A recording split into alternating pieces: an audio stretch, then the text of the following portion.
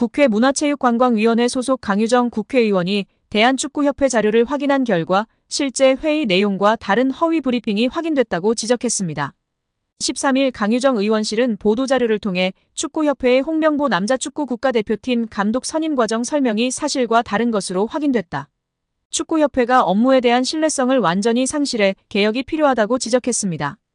강 의원은 문화체육관광부로부터 제출받은 제11차 KFA 전력강화위원회 회의록을 검토했다며 이를 근거로 축구협회의 문제를 지적했는데요. 축구협회는 6월 30일 화상회의 프로그램 줌을 통해 임시회의를 개최했습니다. 이날 회의에서는 위원장 부재로 인한 전강위 기능과 권한, 향후 운영 방안 등을 놓고 협회 측과 전강위원들 간의 토의가 있었습니다. 이날 전강위원들은 전강위의 기능과 결정 권한 및 위원회 운영 방안에 대해 질문을 했습니다. 이에 축구협회는 위원회의 기능은 현재와 다를 게 없고 위원들 역시 사임 의사를 밝히지 않는 한 올해 남아있는 향후 일정과 업무에 대해서는 지금과 같이 진행해 주시면 됨이라고 밝혔습니다. 이어 현재로서는 위원장만 부재인 상황이며 협회가 임시적으로 위원회를 중심으로 감독 선임 등의 후속 절차를 진행하는 과정이라고 설명했습니다.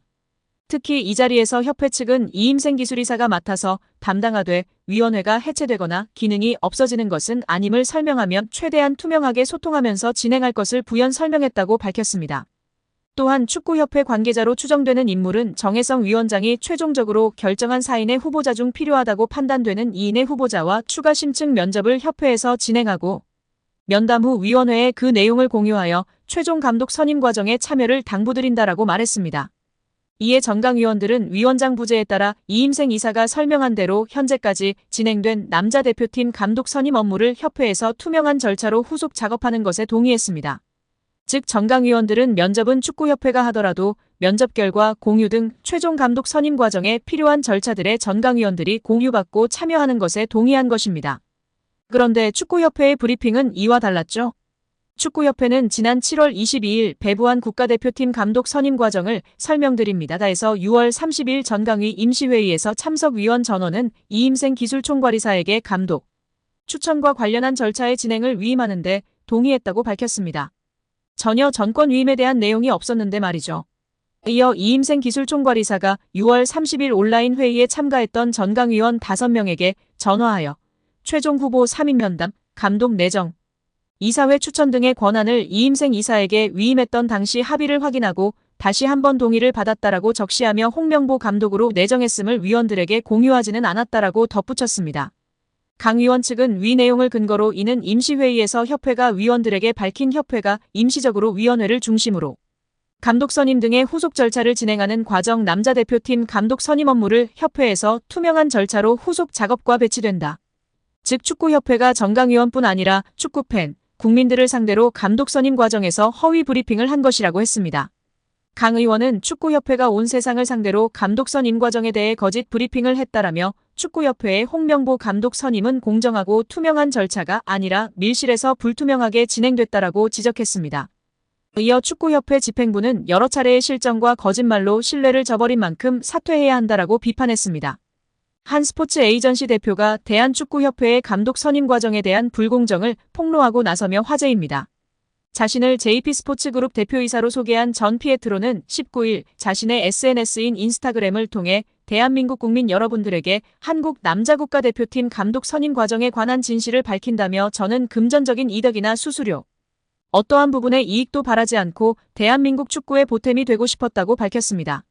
이어 전 대표는 세간에 화제가 됐던 에르베 르나르 감독은 축구협회의 응답을 마지막 순간까지 인내심을 갖고 기다렸다며 그러나 협회의 무례한 처리 방식에 깊은 충격을 받았으며 결국 제가 르나르 감독에게 사과할 수밖에 없는 불편한 상황이 벌어졌다고 덧붙였습니다.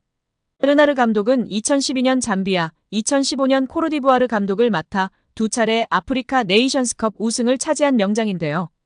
사우디아라비아를 2022 카타르 월드컵 본선으로 이끈 그는 조별리그 C조 1차전에서 리오넬 메시가 이끄는 우승팀 아르헨티나를 2대1로 꺾는 파란을 일으키기도 했습니다.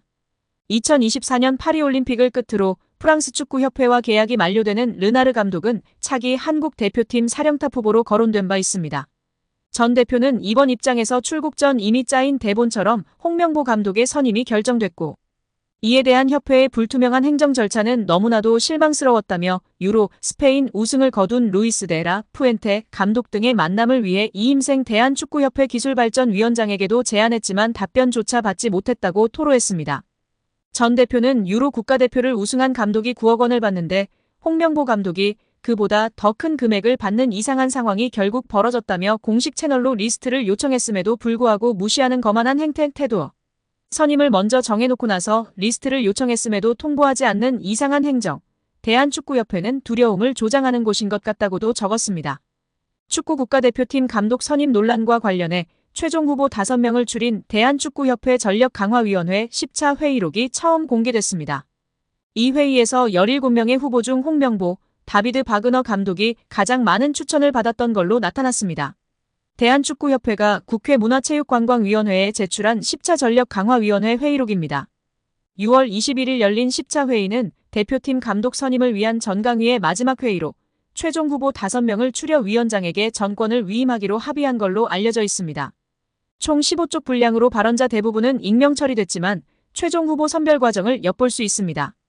회의에는 정혜성 당시 위원장을 비롯해 10명의 위원 중 사임 의사를 밝힌 박성배 위원을 제외한 9명 전원과 김대엽 축구협회 기술본부장 등 11명이 참석했습니다.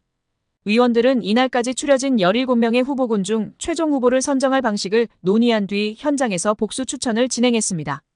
적게는 1명, 많게는 7명을 추천한 위원도 있었습니다.